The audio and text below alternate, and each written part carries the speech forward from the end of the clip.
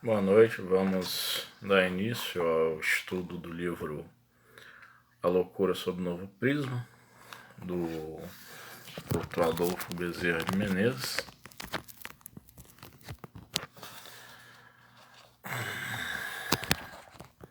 No caso, vou chegar para cá um pouco, para todo o reflexo da luz no guarda-roupa ali. A obra dele, como sempre repetimos, né? Dr. Bezerra de Menezes, quando encarnado. E vamos dar continuidade, então, ao tópico segundo, né? Que ele coloca, que é fatos autenticados pelos maiores vultos da ciência. Vamos fazer a nossa prece e vamos dar início ao estudo desta noite. Amado Deus, nós estamos aqui uma vez mais para buscarmos aprender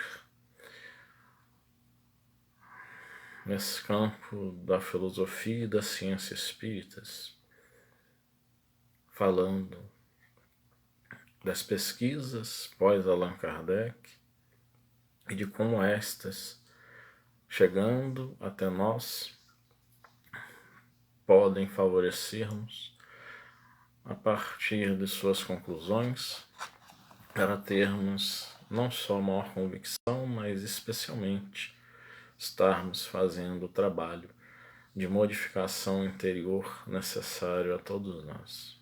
Abençoe-nos a todas as famílias aqui representadas. Assim seja. Boa noite, Josi. Então, nós vamos dar continuidade. Boa noite, Juliana. Vamos dar continuidade ao estudo, né, da semana passada.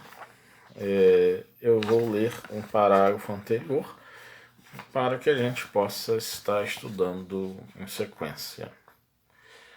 O venerado sábio que disputava Darwin, a que ele se refere a Alfred Russel Wallace.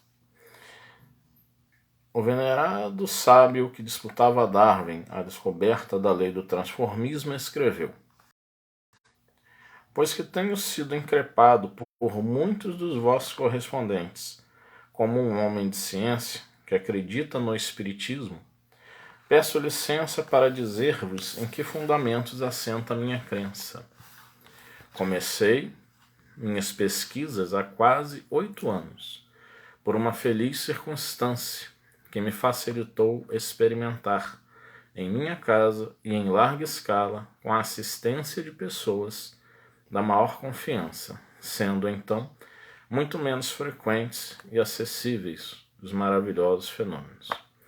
Tive a satisfação de provocar, por numerosas e rigorosas provas, movimentos inexplicáveis por causas físicas conhecidas ou por imaginações.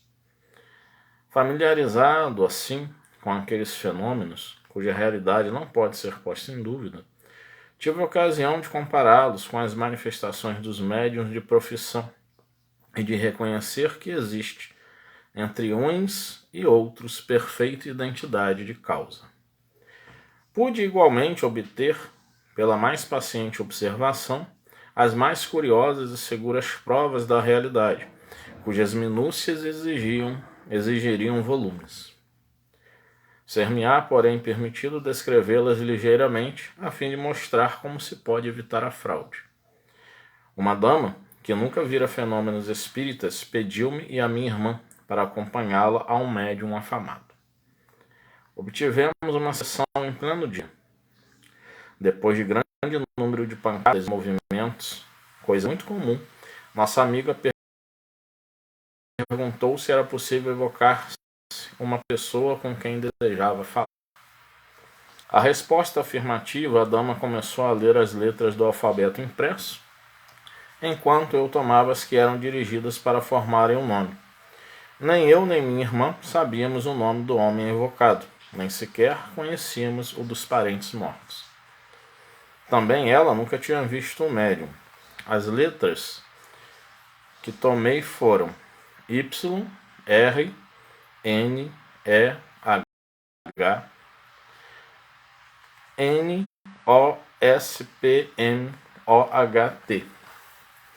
Logo que foram designadas as 3 primeiras, a dama exclamou: isto não significa coisa alguma, é melhor começar de novo. Justamente naquele momento as pancadas designaram o E. E veio-me ao pensamento, por já ter lido um fato semelhante, o que podia ser, e disse: continue, que suponho saber o que significa isto. Quando a dama acabou de proclamar as letras, eu lhe apresentei o papel em que as tinha tomado. Ela, porém, não lhes descobriu o sentido. Operei então uma divisão pelo primeiro H e pedi-lhe que lesse cada seção de trás para diante. Boa noite, minha irmã Ana Lúcia. Apareceu-lhe assim com grande espanto seu o nome de Henry Thompson, seu filho morto, que ela evocara. Não vai ficar ao contrário aí, né? Para que vocês vejam. Mas essas letras maiúsculas, né? Que foram colocadas ao contrário. E aqui ao contrário é interessante que vocês podem ler, né?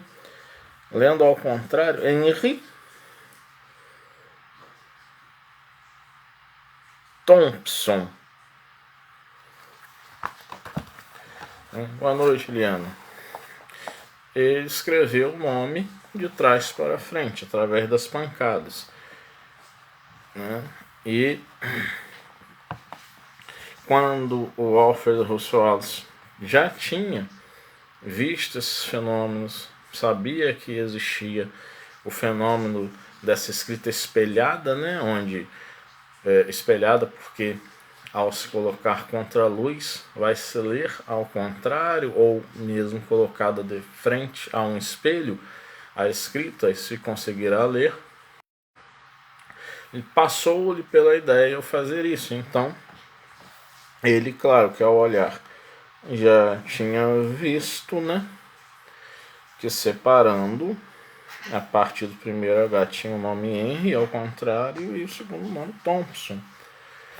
Logo, um fenômeno muito interessante, pois que a pessoa que evocou o espírito sabia de quem se tratava.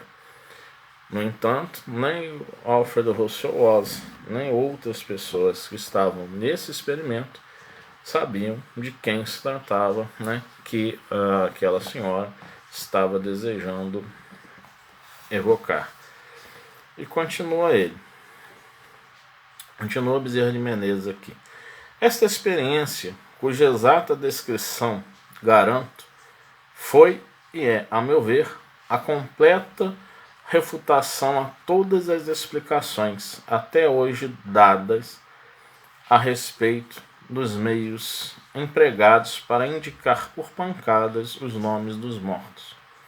Este fato, garantido por um homem da estatura moral e científica de Wallace e escudado nas observações análogas de Robert Chambers, do professor William Gregory, do professor Harry, do Dr. Gyle, de Malvern e do juiz Edmonds, a não ser repelido por mentiroso, é de convencer os mais refratários.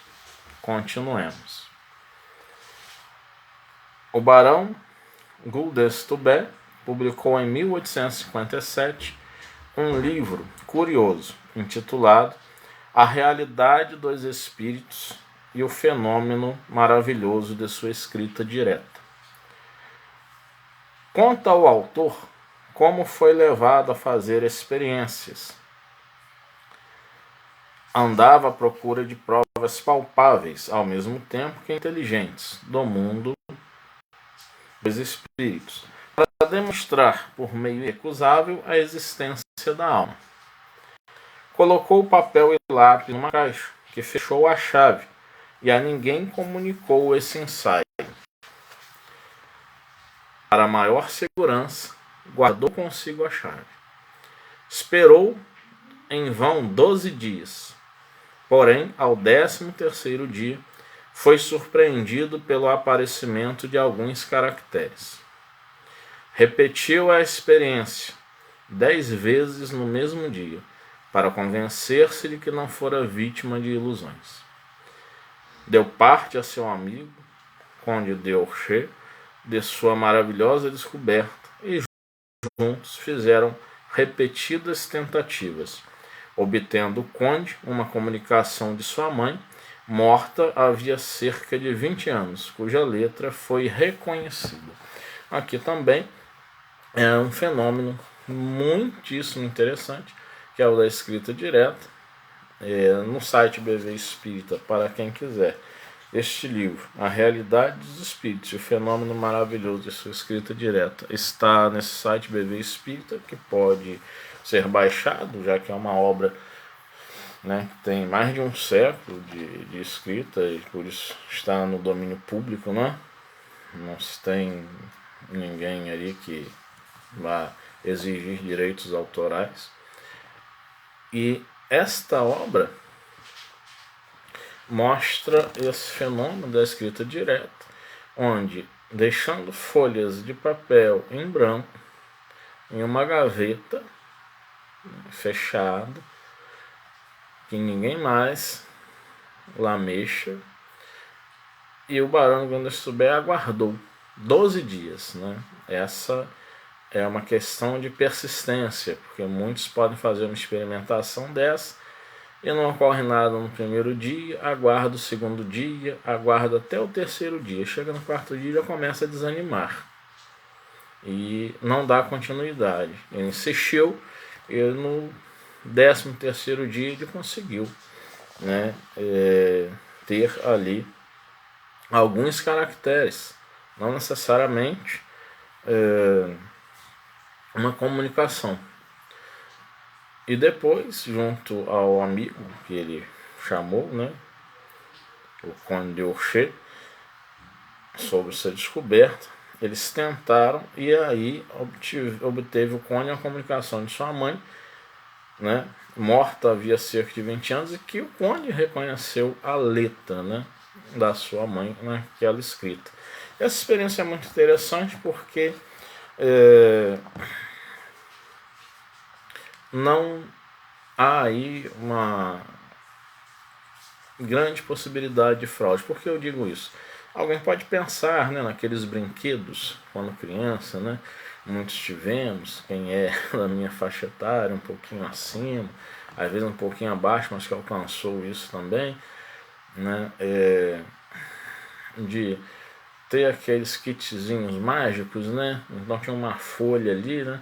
Se escrevia e depois pingava ali aquela substância, né? Geralmente feita à base de suco de limão, algo assim, e que ao pingar realmente depois, né, manifestava-se algo escrito no papel. A gente pode pensar nisso, mas como pensar em uma fraude, né? Onde não se conheça a caligrafia de uma pessoa e se esteja a esperar um tempo relativamente longo para se obter alguns caracteres, algumas letras, e depois sim se obter uma comunicação e ter uma caligrafia ali reconhecida. Teria que se saber a caligrafia, teria que se ser um bom falsário para reproduzir a caligrafia, e se teria de saber também o que se haveria de escrever a fim de se convencer aquele filho, né, que reconheceu a letra da mãe, neste exemplo que estamos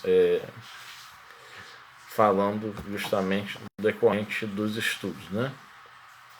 Então, eu digo que esse é um fenômeno realmente que, em relação àqueles que temem fraudes, eles podem fazer eles próprios, né? É uma experiência, Kardec fala em um livro dos médios, pode fazer a própria pessoa, a experiência, né, de se tentar uma escrita direta, porque é simples, não precisa de mais nada. Se os espíritos vão usar os fluidos da própria pessoa, ou de pessoas outras, se é o caso de os espíritos terem se aproveitado melhormente dos fluidos por conta do Clone de Oxê, de repente, expender mais fluidos, ou o Barão de Gundestubé também ter despendido, mas eles usarem, né, dos fluidos dos dois combinados para poderem realizar esse fenômeno mediúnico, não importa tanto aí, porque o que importa é de que se pode fazer e aguardar, né? Confesso que no início do Espiritismo, quando eu li esse Allan Kardec, eu fiz. Não consegui resultado nenhum, mas também não fui tão paciente como alguns outros pesquisadores. O Barão de Gundestubé aguardou 13 dias para ter um resultado.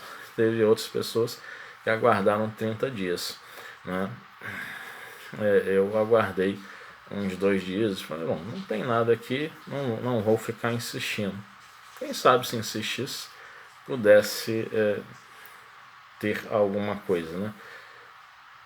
Mas a gente naquela ânsia no início de querermos ver, né, os fenômenos, perceber não só a partir da psicografia, eu já psicografava à época, mas ver, né, aquilo acontecer, independente, assim, uma certa, né, entre aspas, independente de nós, né? Então, né, a gente queria logo ver e a não paciência foi a nossa adversária. Vale sempre lembrar a recomendação de Allan Kardec. Ao experimentador, ao bom experimentador, é preciso que ele seja bom observador e tenha paciência, tenha persistência, para que realmente possam vir os fenômenos a estarem ocorrendo. Caso assim seja, né, dos desígnios do alto. Continuemos. Oxon, o sábio professor que experimentou por 5 anos sobre a escrita direta, exprime-se nestes termos em sua obra Coisas do Outro Mundo. Há 5 anos sou familiarizado com os fenômenos de psicografia que tenho observado por médiuns conhecidos e por damas e cavalheiros de forças medianímicas.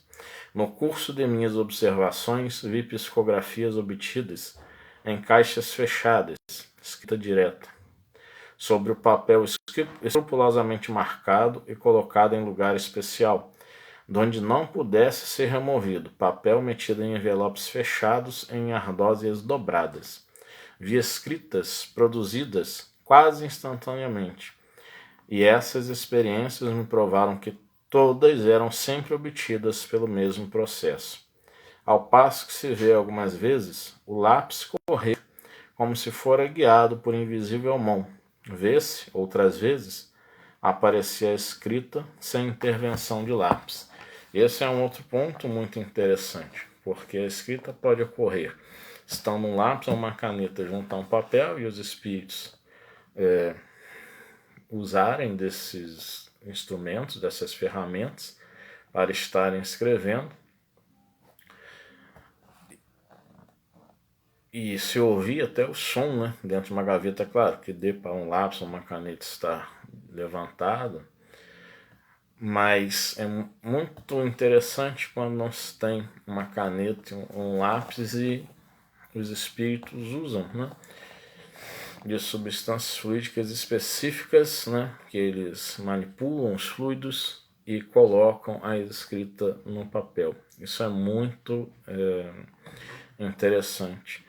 Leonardo, você falou que o Kardec recomenda fazer isso, né? Fazer esse tipo de experiência que você mesmo tentou, mas não se colocou, né, na persistência, na paciência devidas. Há perigo em nós realizarmos esse tipo de experiência em casa? Veja bem, perigo no sentido espiritual sempre se tem. Sempre se tem porque nós não somos pessoas que estamos na mesma sintonia o tempo todo. Se fôssemos, provavelmente, ou seríamos espíritos superiores em missão na Terra ou não estaríamos encarnados aqui. Mas perigo de uma casa infestada de espíritos negativos, não, eu fico com a posição do Herculano Pires, no livro Centro Espírita, em que ele fala que não, ele inclusive fala de reunião de desobsessão, mas é reunião de desobsessão na casa. A casa precisa, claro, ter elementos, né, que estejam morando na casa, que sejam pessoas de uma conduta interessante, né, uma conduta boa, no sentido de não serem pessoas desejosas do mal de outras pessoas, de serem pessoas que estejam vivendo um certo equilíbrio, mas em geral há dificuldades, né? Quando se tem, além de duas pessoas, de um casal ou de dois irmãos, e que tenham a mesma ideia, né? E que essa casa tenha todo um aparato, né? Para que a gente possa servir daquele ambiente para reuniões, por exemplo, de desobsessão tão sérias. O Hermínio Miranda, por exemplo, escreveu a sua obra, né, nos vários experimentos mediúnicos, né, que ele coloca em suas obras. Eles reuniam-se na casa de um amigo no Rio de Janeiro, no máximo com 8 pessoas.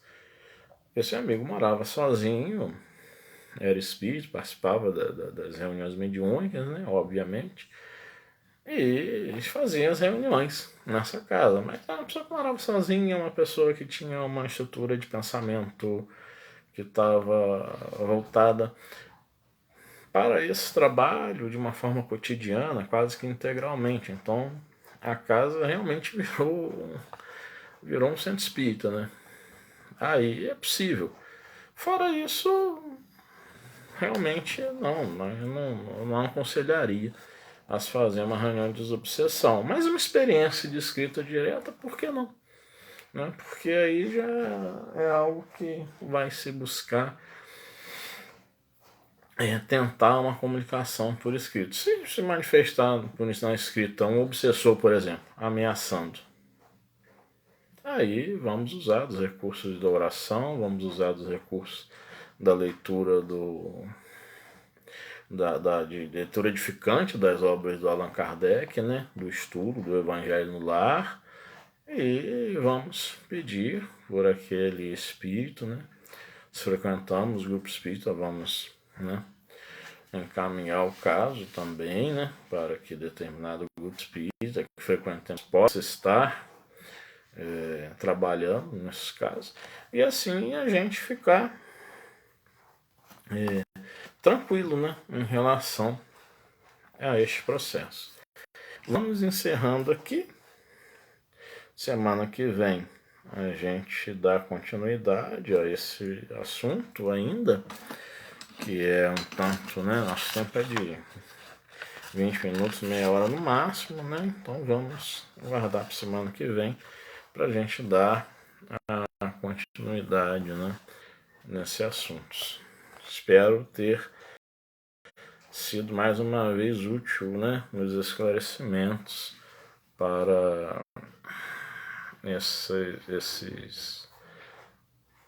essas questões, né, de realizações de reuniões. Vamos orar. Deus nosso Pai, nós aqui estamos agradecidos por mais um momento de estudo, por mais um momento em que buscamos aprender, buscando assim unir fé e razão, como tantos homens e mulheres de sabedoria no decorrer da história fizeram. Também nós estamos aqui neste propósito.